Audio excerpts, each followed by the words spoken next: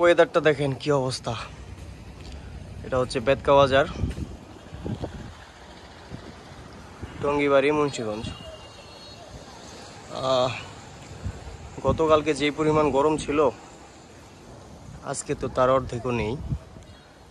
Plus এখন যেই পরিমাণ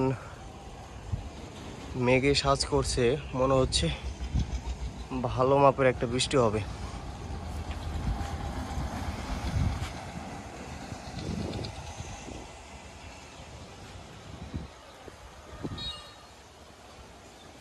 একটু দেখাই ছাদের ওই পাশটাও দেখাই একটু।